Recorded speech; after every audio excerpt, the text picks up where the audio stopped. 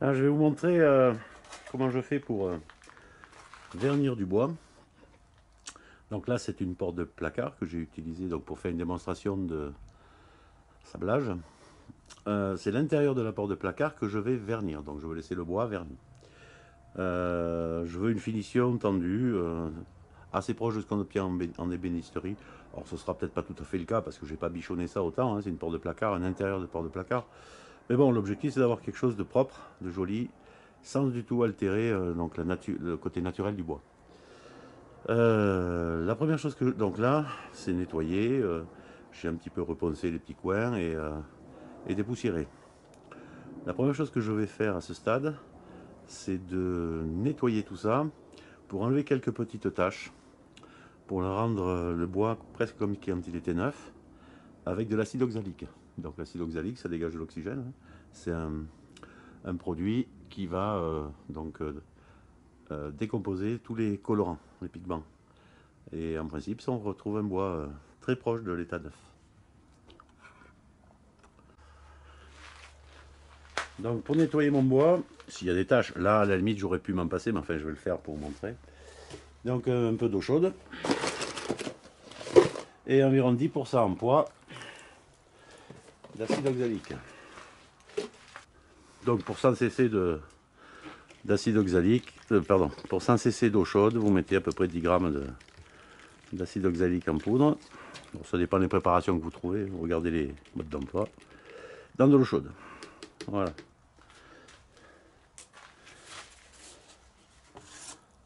Donc là, j'applique avec un tampon pour produit à l'eau.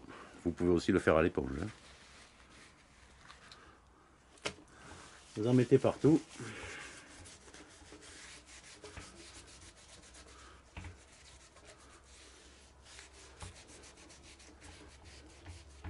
Alors ici, oui, j'ai fait une petite réparation. Il y avait une languette qui était décollée. Donc dessous, je l'ai recollé avec de la résine polyester.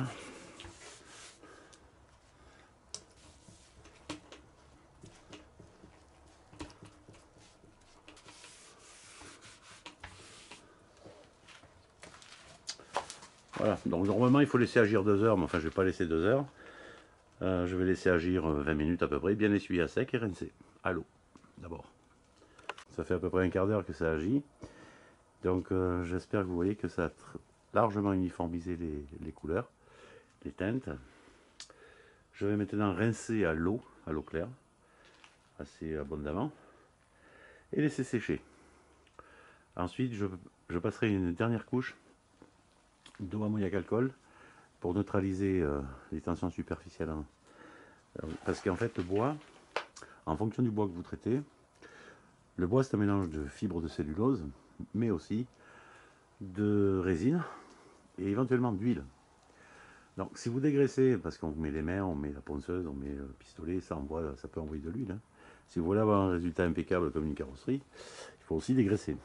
Mais si vous dégraissez avec des dégraissants anti-silicone en solvant, c'est une catastrophe parce que vous allez solubiliser les résines, les huiles, etc. et les déposer en surface. Donc il ne faut surtout pas ça. Il faut les neutraliser avec l'eau ammoniac alcool. Mais on va doser différemment. C'est-à-dire, eau ammoniac alcool pour la voiture, c'est 7 parts d'eau, non, 4 parts d'eau, 5 parts d'alcool, le reste en ammoniac.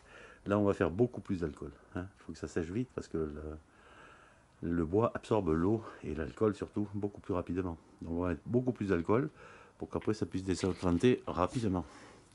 Donc là, comme il fait beau et chaud, pour que mon bois sèche rapidement sur les quelques dixièmes où ça a été mouillé en surface, je vais le mettre au soleil. Mais auparavant, je vais rincer mon acide oxalique à l'eau claire. Donc de l'eau pure, toujours le même tampon et eau mouillée. Abondamment pour bien rincer l'acide.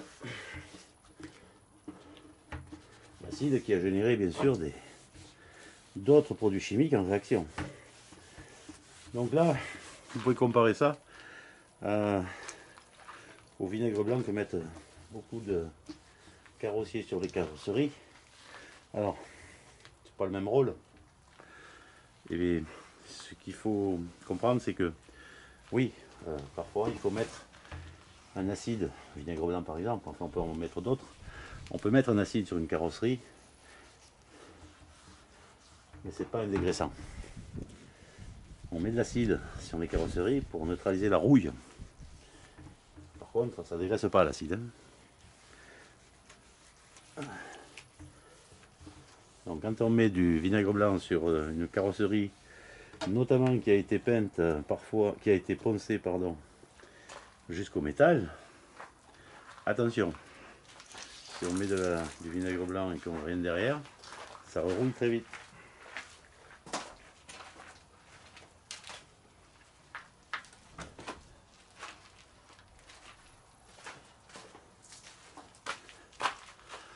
Donc on passe le vinaigre, on essuie dans les 15 minutes qui suivent à sec, tampon d'essuyage à l'eau, et derrière on neutralise avec de l'ammoniac. On rince, et là on est bon. Sinon après on dit ah, j'ai eu des remontées de silicone, alors que du silicone il n'y en a jamais eu.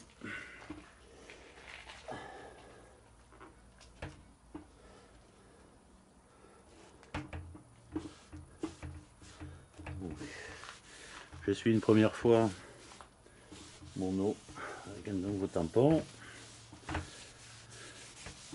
Je vais rincer à l'eau une deuxième fois.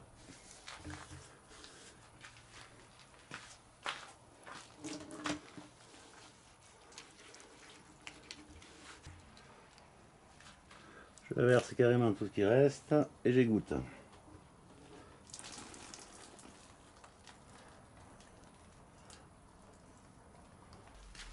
J'essuie.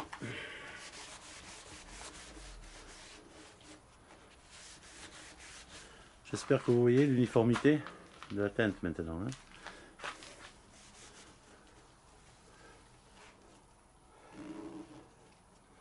Alors là où c'est vraiment flagrant, c'est quand vous avez du vieux bois. Il devient parfois gris, grisâtre. Pensez, il y a toujours des veines dedans en fond qui sont grisâtres. L'acide oxalique, ça vous les remet à neuf. Le grisâtre, c'est de l'oxydation. Et un acide, ça réduit les oxydations. Voilà, on n'est pas encore bon. Hein. Là, je vais mettre à sécher au soleil. Et après, on va passer au ammoniac alcool. Et là, on sera bon. Parce que derrière l'acide, vous n'avez pas du tout les tensions superficielles qu'il faut. Il faut l'inverse, il faut du basique. Donc, là, je vais laisser sécher. Mes fibres, elles ont toujours été enduites d'acide, même si je rince, hein, elles sont toujours acides. Donc je vais laisser sécher, neutraliser avec eau, ammoniac alcool, neutraliser tous les polluants qui pourraient gêner l'accroche de ma résine. Et une fois que ce sera bien sec, l'alcool s'évapore très vite, hein, et une fois que ce sera bien sec, j'appliquerai mon petit engomme base, couleur transparent. Alors les côtés, ne regardez pas, hein, le reste sera peint plus tard. C'est pour faire une démo là-dessus. Là, c'est bien sec. Je vais maintenant passer au ammoniac alcool. Donc, au ammoniac alcool, là, pour le bois, c'est 7 parts d'alcool, 2 parts d'eau, 1 part d'ammoniac. Donc, c'est beaucoup plus fort en alcool, beaucoup moins en eau que pour une carrosserie de voiture. Hein.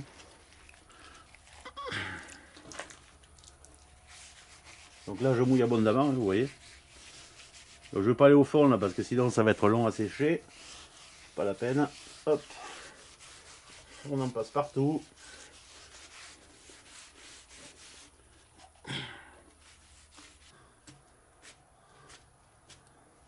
Quand j'ai passé mon eau avec alcool partout, on essuie à sec. Toujours avec les mêmes tampons. Donc là, ça a deux qualités.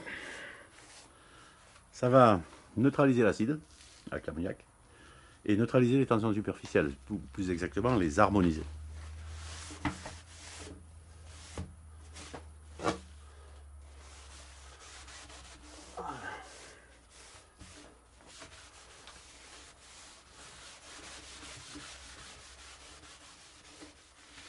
Alors en fonction des bois, vous n'êtes pas obligé forcément de le faire, hein.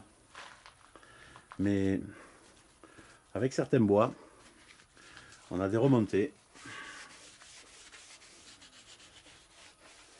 de résine, voire d'huile. Imaginez bien que si vous peignez du bois d'olivier, il y a de l'huile dedans. Il y en a aussi dans le noyer, vous en avez aussi dans le pin, et dans... en fait il y en a un peu partout, plus ou moins.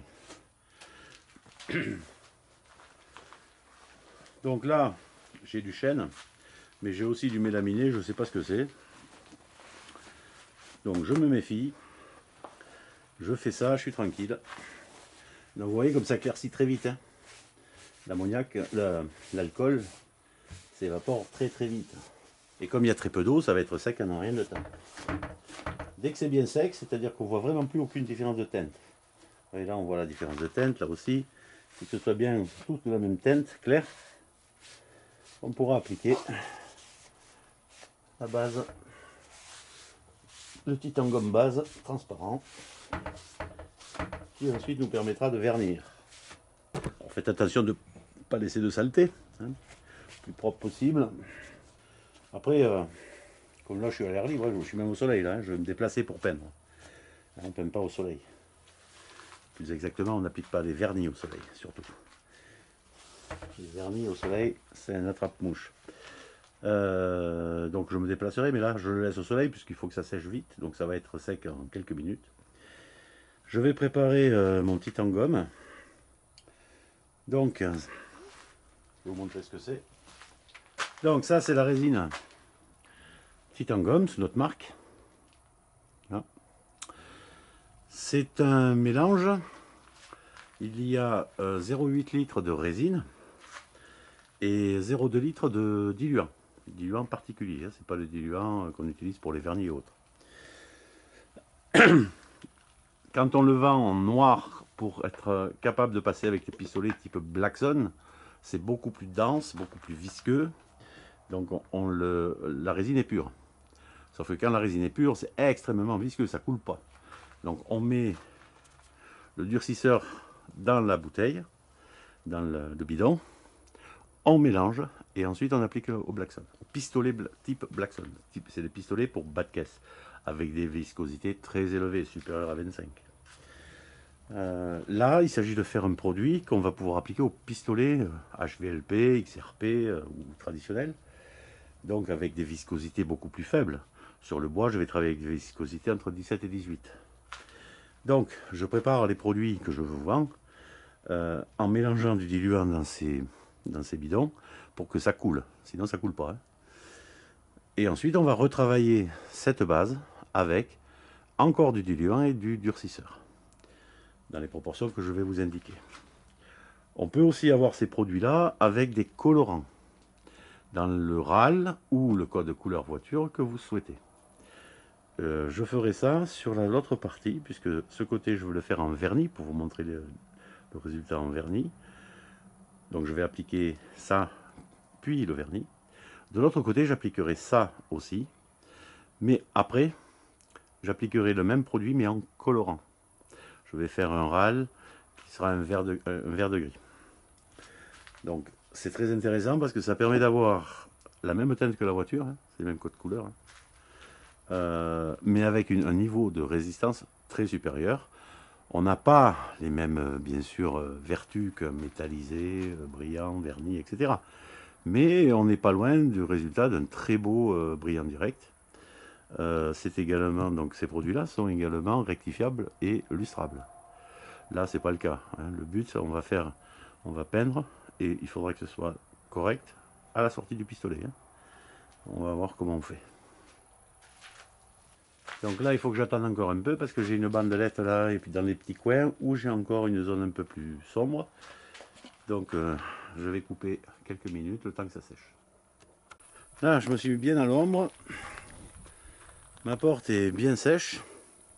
J'ai préparé mon mélange. Donc là, j'ai mis 75 cc de titan gomme, donc base, donc non coloré. 20% de durcisseur, donc 15 cc de durcisseur spécifique. Et 45 cc 60% donc par rapport à la résine, de diluant spécifique. Je mélange bien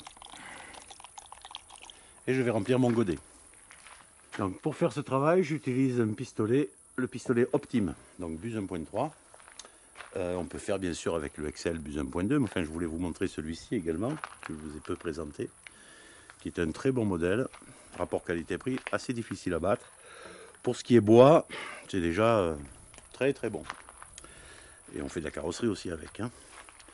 Donc là, pression en service, donc pistolet en action, 2,3 bars. Ouverture à 2 tours seulement. J'aime bien utiliser ce pistolet, ouverture à 2 tours, c'est un bon débit. L'air bien sûr ouvert à fond. Je vais appliquer une première couche avec 3 passes. Donc vous allez voir comment je pratique. On commence la première passe avec le centre du jet sur l'arête en bordure, toujours.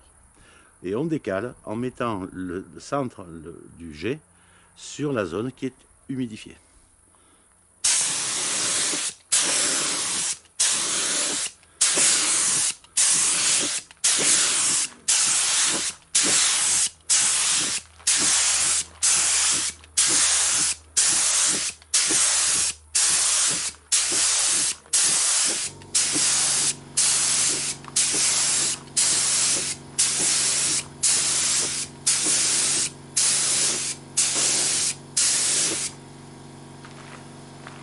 Voilà, ça suffit. Donc vous voyez qu'en faisant comme ça, c'est assez rapide et c'est très régulier. Parce que chaque endroit reçoit 2 couches. Quand vous êtes au centre du jet, il reçoit le plein pot, le jet au milieu, mais après il reprend un petit peu de bordure. Et à chaque fois, vous allez avoir une régularité extrêmement précise dans la quantité de produit, que ce soit de la base mat, du brillant direct, n'importe quoi. Ça sera toujours régulier, ce qui vous permet de doser très précisément vos viscosités pour avoir un bon tendu mais pas de coulure. On peut faire autrement, il faut avoir de l'expérience, un bon coup d'œil et une grande habitude. Donc quand on débute, cette méthode là est vraiment très sécurisante. Là je vais attendre environ une douzaine de minutes. Entre 2 couches de titangum, il faut attendre entre 10 à 15 minutes quand on le fait au pistolet de ce type là, hein, avec une viscosité, là je dois être autour de 18. Quand on fait ça avec il faut attendre environ 10 à 15 minutes, 10 minutes quand il fait 30, 15 minutes quand il fait 12. Là on est entre deux là. Hein. Quand on utilise par contre des pistolets pour bas de caisse avec des buses de 4 mm, hein, là il faut attendre un peu plus, il faut laisser solventer la masse, donc on peut attendre environ 25 minutes. Donc là maintenant une dizaine de minutes, j'appliquerai une deuxième passe, un peu plus conséquente, je mettrai 4 passes. Alors je vais attirer votre attention sur un point, avec le traitement que je fais, notamment le haut ammoniac alcool à ces doses-là sur le bois, en attendant bien que ce soit sec, vous pouvez voir que le film, le dépôt est parfaitement homogène et tout de suite absorbé de manière très uniforme. Vous n'avez aucune formation de gouttelettes, de refus. Si vous appliquez pas au ammoniac alcool lorsque vous êtes sur du bois dur, c'est-à-dire du bois peu hydrophile, vous auriez ici des gouttelettes qui traduisent un manque d'uniformité des tensions superficielles, qui sont provoquées par ces résines, ces huiles, etc., qui sont forcément présentes dans le bois. L'eau, l'ammoniac et l'alcool, à ces doses-là, très élevées en alcool, vous permet d'homogénéiser tout ça. Et c'est ce qui va nous permettre d'avoir un brillant tendu, comme un vernis d'ébénisterie, sans même avoir à rectifier. Voilà. Donc ça va être bon à appliquer ma deuxième passe, de titangum toujours. Mais là, pour vous expliquer un petit peu les conditions, là je suis totalement en extérieur, hein. Au-dessus de moi il y a le ciel. À gauche, à 1,50 m, il y a des figuiers, il y a des lilas, je suis sur du sable de la Gravette où on roule, il y a un vent qui tire environ à 10 km/h. Mais je suis totalement à l'ombre, hein. 3 mètres autour, c'est de l'ombre. Donc vous voyez, il y a un insecte qui s'est déposé là. Il ne s'est pas déposé tout de suite, mais dans les quelques 4-5 minutes après. Vous prenez un tampon d'essuyage pour produire un solvant, parce que là maintenant on est sur du solvant, donc enduit de polyamide, et vous essuyez. Vous enlevez toutes vos cochonneries, les poussières, les insectes qui ont pu se déposer sans laisser aucune trace. Ce produit-là est magique parce qu'il ne vous laisse aucune trace. Sur une base mat, par exemple, que j'ai appliquée il y a 10 minutes, si je vois des saletés qui se sont déposées, un coup de tampon polyamide et c'est nickel. Voilà. Après, quand vous êtes dans des conditions aussi extrêmes que ça, on est mi-juillet, hein, il fait 25 degrés, les insectes, il y en a partout là. Hein. Bien sûr, il peut arriver des grosses bêtises, mais pas grand-chose qui m'inquiète. Donc j'applique maintenant la deuxième passe. Je vais la faire dans l'autre sens, ici c'est facile. Hein. J'en mets un peu plus, 4 passes.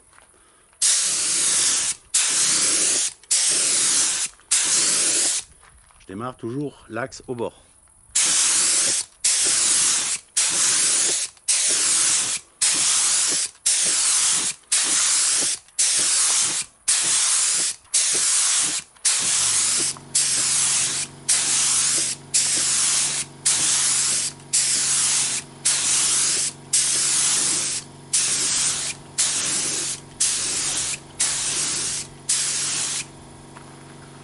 Voilà, mon petit tangum est appliqué. Avec 100 cc à peu près, j'ai fait les 2 couches sur le panneau hein, qui doit faire 0,35 m². Alors là, je vais attendre environ 1 heure. Pourquoi? Il fait autour de 25 degrés, il y a un peu de brise, on est à plein extérieur, je suis sur du bois et la couche est fine. En 1 heure, je peux appliquer mon vernis 1 heure et quart. Si vous faites ça avec des viscosités beaucoup plus élevées, avec des pistolets pour bas de caisse, des choses comme ça, il faut attendre 2 heures si vous voulez le peindre, le vernir. Vous passez absolument tous les produits pour carrosserie, hein, que ce soit de la base mat, du vernis, des brillants directs, que ce soit du polyuréthane ou de l'acrylique. Ce produit-là, le titangum, peut être reverni, repeint environ, donc si couche épaisse 2 heures après, couche légère comme ça 1 heure, 1 heure et quart après. Et vous obtiendrez, vous allez voir le vernis qu'on va obtenir. Alors pourquoi j'applique le titangum base avant le vernis? C'est pour une question d'accroche. Le titangum, c'est une résine qui est extrêmement résistante, hein, bas de caisse, mais on fait aussi des marchepieds de camion, les passages de roues, tout ce qui risque vraiment les chocs, les gravillons, tout ça, et qui a la vertu aussi d'accrocher sur à peu près n'importe quoi. Plastique, métaux, bois, mais même le ciment ou la pierre. Par exemple, mes piquets de tomates, le bas, pour pas qu'ils pourrissent, je passe du titangum. Les bas de mur, quand je veux que ce soit étanche, je passe du titangum. Donc c'est vraiment un produit très universel, qui accroche très fort sur à peu près toutes les matières courantes. Et donc sur le bois, ça me permet de me garantir une accroche de mon vernis extrêmement résistante. De ce côté, je vais faire donc titangum base pour laisser le bois apparent et verni. De l'autre côté, je ferai titangum et ensuite du brillant direct. Je pourrais aussi faire du titangum directement coloré. Je vais voir, je vais sans doute essayer de vous faire les deux, peut-être pas tous dans la même vidéo. Donc, nous sommes 1 heure et quart après, il doit faire dans les 23 degrés à peu près, il est 20h30. Donc mon titangum base a durci normalement. Je vais appliquer le vernis. Donc toujours le même pistolet, l'Optime, buse 1.3, pression 2 bar 3, ouverture à 2 tours, pareil. Le vernis, j'ai mis dans le godet un vernis Excel, donc j'ai préparé très peu de vernis. Hein. Il y a 50 cc de vernis avec 25 cc donc de durcisseur et 13 cc, 14 cc de diluant, c'est tout. Donc une première passe très légère, un aller-retour en me tenant un peu plus haut. La couche d'accroche.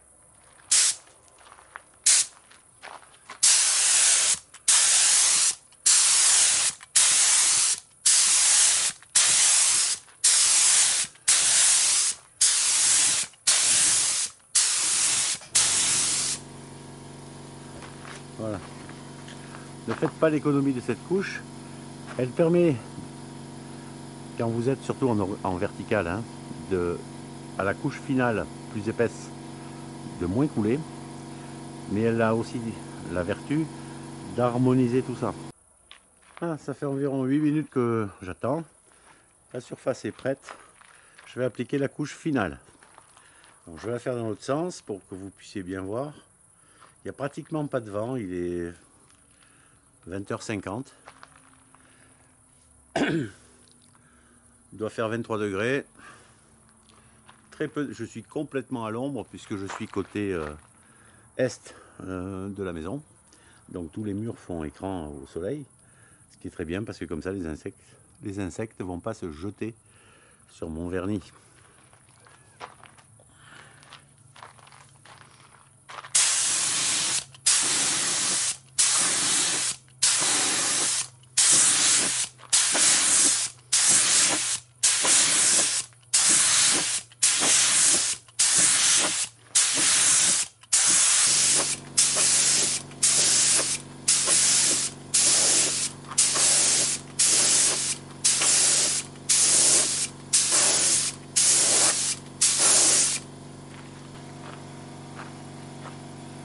Ah, là, une fois bien désolvanté et séché, le résultat devrait être un véritable miroir.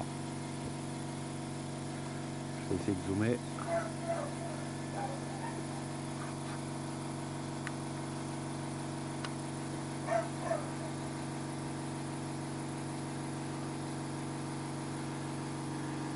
Donc demain je ferai les dernières prises après un séchage complet. Ça devrait vous plaire. Là nous sommes le matin suivant. Donc il est 8h30 du matin à peu près. Hein. Alors il y a eu de la rosée. Je l'ai juste essuyé. Vous voyez que il n'y a aucun effet blanchâtre comme parfois sur le vernis. Je l'ai appliqué hier soir. J'ai fini, il était 9h hein, du soir. C'est pour ça que j'utilise de l'Excel. L'Excel nous permet d'avoir un état de sèche suffisant le soir. Rapidement, en 2 heures, il n'écrit plus rien. Ce qui nous permet le matin de ne pas se retrouver avec des vernis qui ont été complètement imprimés, baignés par l'humidité et donc avec cet effet de blanchiment. Donc là voilà, vous avez un effet, un bel effet tendu de vernis. Je vais zoomer. Hop. Alors là vous devriez bien voir. Voilà. Donc c'est fait dans des conditions vraiment basiques, hein, sans protection particulière, en plein air. Je vais zoomer encore plus. C'est pas rectifié, hein, c'est brut. Donc après ça dépend ce que vous voulez obtenir. Hein. Si vous voulez faire du meuble de style, vous pouvez encore finir mieux que ça. Dans des conditions plus idéales, mieux préparer votre support, etc. Mais en fait là je suis sur un arrière de porte de placard. Hein. C'est nettement mieux que si vous regardez la vidéo sur le sablage. J'avais sablé donc le vernis initial, comparé, il n'y a pas photo. Donc l'intérêt de cette méthode, c'est que vous avez un vernis là, extrêmement résistant, hein, c'est du vernis carrosserie, donc l'abrasion, les produits chimiques et tout ce que vous voudrez, ça résiste à tout. Alors les produits chimiques, ça regarde rien, mais quand vous faites la cuisine, ben, vous en mettez sur les doigts, vous attrapez les portes. Vous stockez pas mal de choses dans vos placards, hein, du vinaigre et le reste. Donc la qualité du vernis, sa durabilité, et cette très grande accroche grâce à la résine Titangum dessous, dont on ne voit absolument aucune trace. Il n'y a pas d'effet blanchâtre ou autre provoqué par la résine. Donc voilà ce qu'on obtient. Ici donc c'est du chêne naturel, massif, et ici c'est du mélaminé. Voilà. Le traitement avec l'acide oxalique a permis de bien homogénéiser les teintes. Voilà, quand on veut faire quelque chose de vraiment très haut niveau, ce que je vous conseille, donc là c'est tellement résistant, les deux couches conjuguées, vous pouvez envisager de traiter du bois, par exemple des coques de bateau en bois. Hein. Pour les passages et tout ça, c'est assez somptueux. Là, ma porte est bien sèche. Là, il fait plein soleil. Donc, je la remonte sur d'autres angles. Puis je vais me rapprocher. On va s'incliner.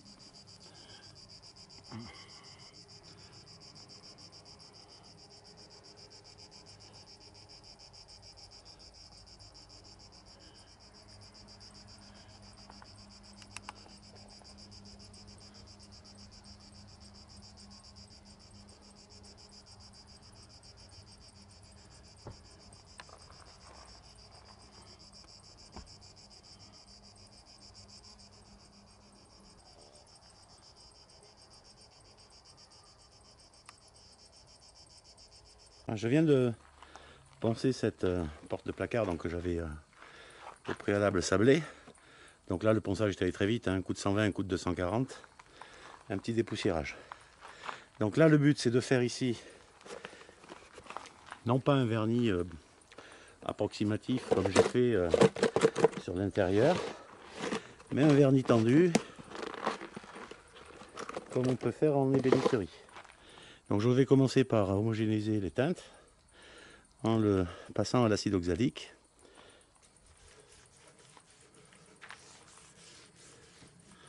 Bon, en plus ça permet de voir les endroits où il reste un petit peu de l'azur dans les petits coins, donc je l'enlèverai avec un ciseau à bois. Et puis là de toute façon maintenant il faut que ça sèche. Donc là ça a commencé à sécher, j'ai bien essuyé, je vais rincer à l'eau claire.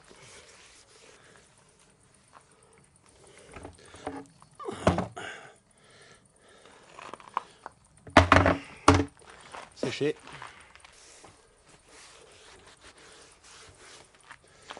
Voilà. Là je vais laisser sécher. Ensuite j'appliquerai légèrement un petit peu de ammoniac alcool. On laisse sécher à nouveau et je suis prêt à appliquer mes produits. Voilà, ma pièce a été bien séchée, neutralisée avec eau ammoniac alcool, séchée. Maintenant j'applique la première passe de Titan Gomme Base.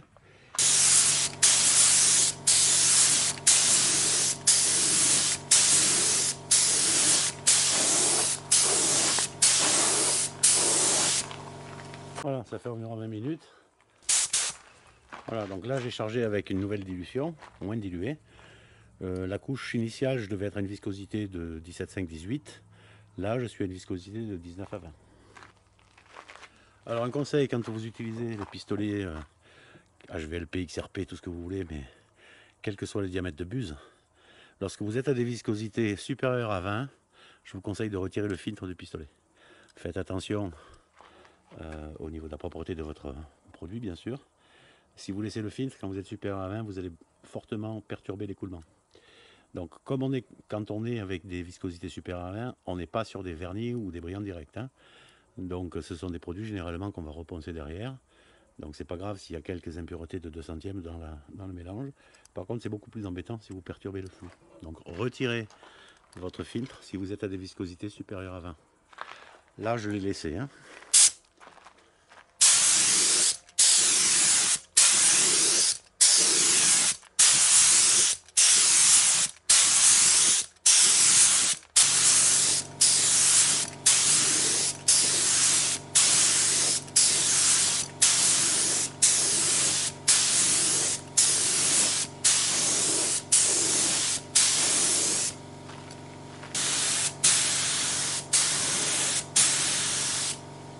Voilà, là j'ai une surface qui est déjà très homogène. Par contre j'ai une belle différence entre le tour qui est en chêne massif, là j'ai un effet déjà très tendu, et le cœur qui est en mélaminé, et là c'est pas le même résultat. On voit bien les pores beaucoup plus importantes. Donc je vais en repasser une épaisseur supplémentaire sur l'intérieur.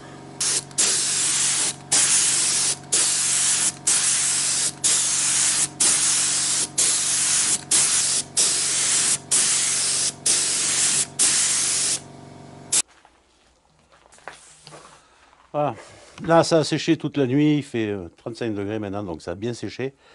Je vais reponcer pour uniformiser et permettre à ma surface d'être prête à recevoir une dernière passe de Titan Gomme sur laquelle 2 heures plus tard j'appliquerai le vernis final.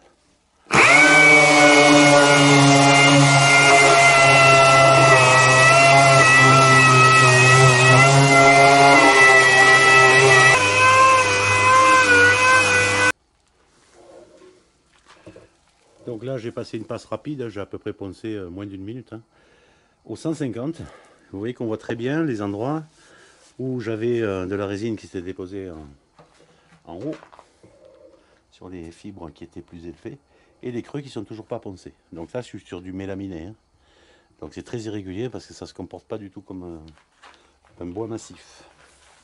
Donc le but du jeu c'est d'arriver presque à ne plus voir ces différentes zones, qu'on ait un blanc uniforme, pour être bien partout, sans avoir de de défauts macroscopiques. Alors sur le bois naturel, ça va se comporter différemment. Je vais faire la ponceuse sans interface mousse, parce que je veux tirer plat. Les petits coins à la main bien sûr, avec la cale, les mêmes grains. Un petit coup sur les moulures, mais pas grand chose. Et puis là où on va voir, c'est sur les montants qui sont en chêne massif.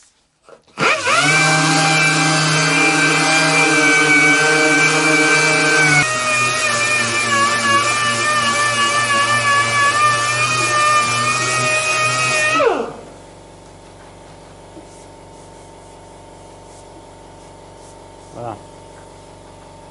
Là, on a une surface où j'ai pratiquement plus de défauts. Je suis vraiment uniforme, j'ai plus de creux et de bosses, comme quand on a inévitablement quand on ponce du bois. Vous voyez là, je l'ai légèrement attaqué, et là je vais carrément retrouver par endroit le bois. C'est pour ça qu'on appliquera une dernière passe pour uniformiser de titangomme. C'est que je n'ai pas de fibre de bois directement, mais toujours une dernière passe de titangomme pour l'accroche. Alors pas trop, parce qu'il ne s'agit pas d'enlever toute la couche de bois qui a été imprégnée de titangomme. Quand on commence à avoir cet effet où on a au fond une apparence de résine blanchie, ça suffit. Il ne faut pas enlever ça parce que sinon ça ne sert plus à rien. Tout ce qu'on a fait, il faudra le refaire. Donc là je suis au 150. Après une passe légère de finition au 320.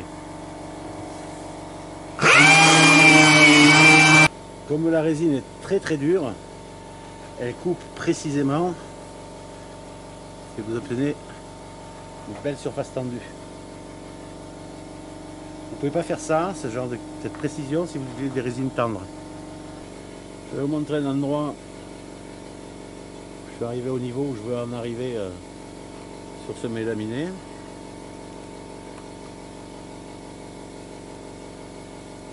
Et là.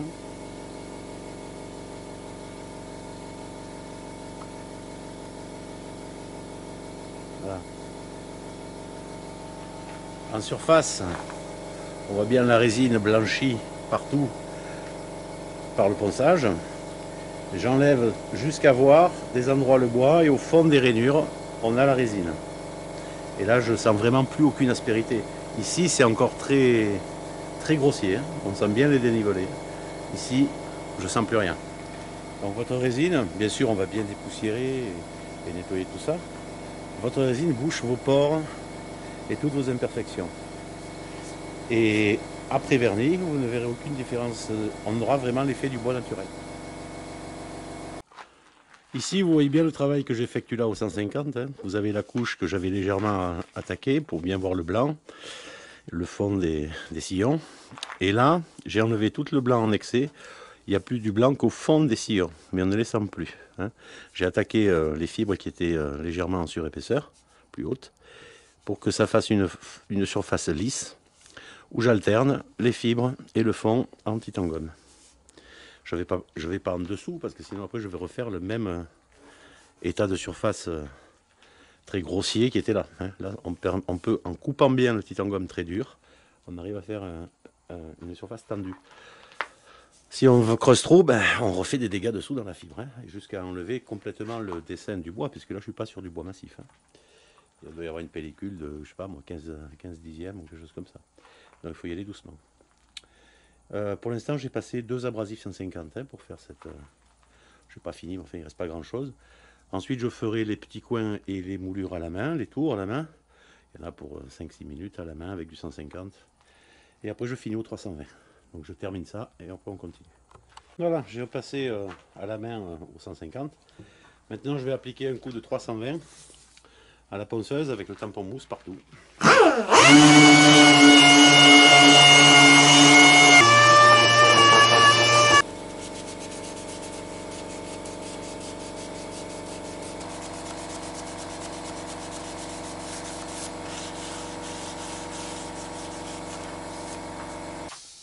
Voilà, maintenant dépoussiérage et eau ammoniaque alcool, on laisse sécher et on enchaîne sur le titangomme base, la dernière passe.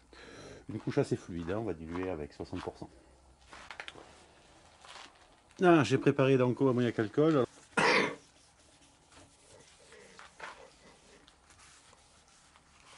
Voilà, et on essuie bien à sec. Vous voyez que la partie en bois massif, elle est vraiment extrêmement précise. Voilà, ma pièce est bien sèche. Je l'essuie avec un tampon donc, pour produit en solvant.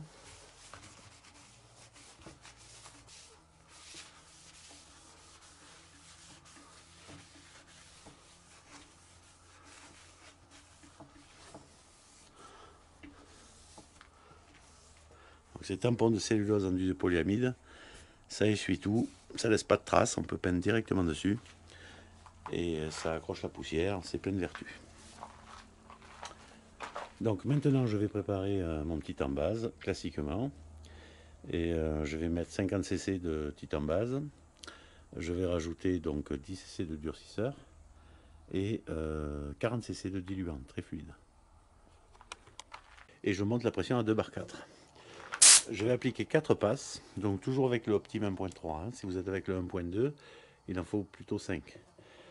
Donc 4 passes. Et je laisserai sécher ensuite environ 1h30. Et ensuite j'appliquerai le vernis.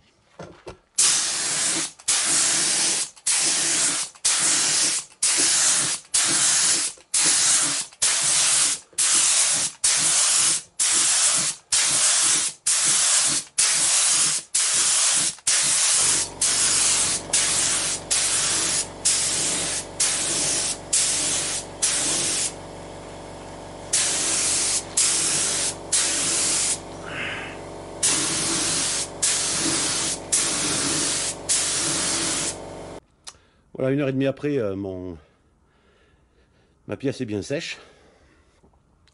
Mon titane-gomme, la dernière passe donc de titane-gomme a complètement désolvanté. J'ai une surface très régulière. Je vais appliquer mon vernis. Donc j'applique maintenant le vernis, toujours avec mon pistolet Optime, pression 2 bar 3, ouverture à 2 tours. Donc j'applique là un voile, un aller-retour, je décale de 9 à 10 cm. Je me tiens à 20 cm, 15-20 cm à peu près de la surface. C'est la couche d'accroche.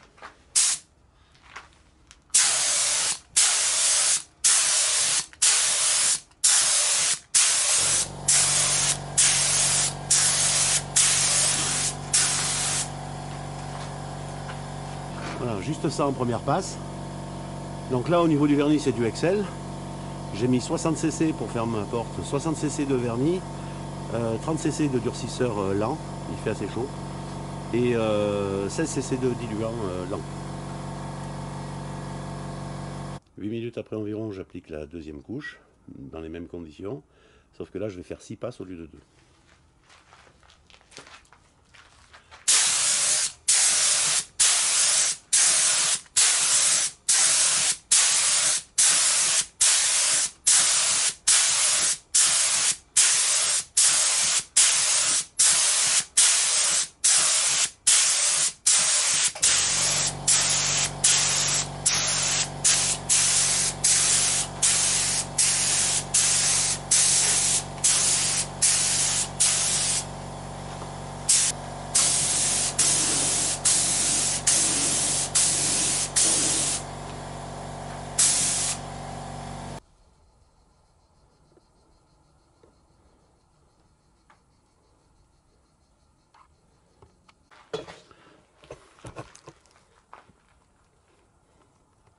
Ici on est en plein soleil.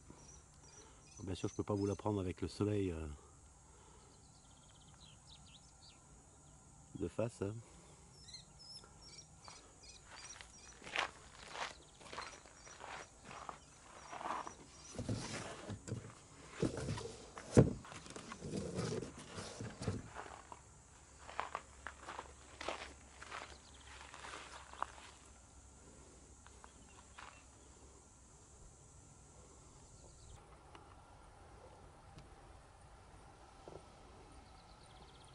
Donc je suis obligé d'avoir le soleil un petit peu dans le dos, hein. Je suis un peu de biais là, parce que sinon vous n'allez rien y voir.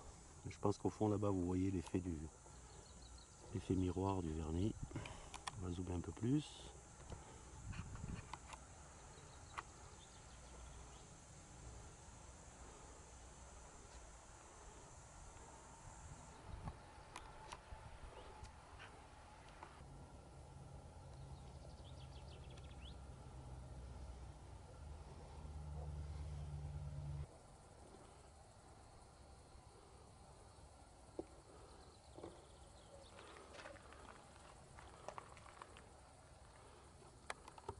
Donc je viens de vous montrer la version brillant tendu que je viens de faire.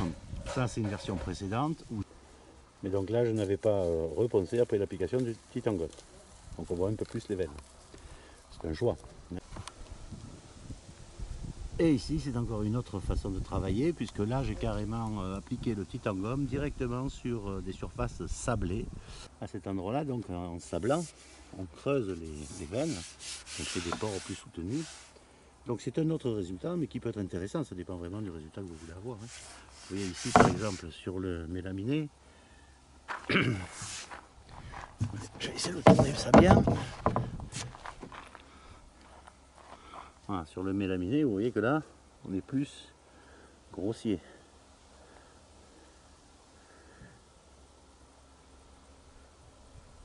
En fait, si on veut retaper un vieux bar en chêne massif mais rustique ou faire du Louis XV, on ne fera pas la même chose. Hein. Vous voyez là par exemple les pores, on les voit beaucoup plus, etc. Donc les trois façons. Hein. On sable, si on a besoin de sabler bien sûr. On ponce éventuellement ou pas. On applique le Titangum. On ponce éventuellement ou pas. Et si on a poncé, une dernière passe de Titangum et vernis. Sinon, direct vernis.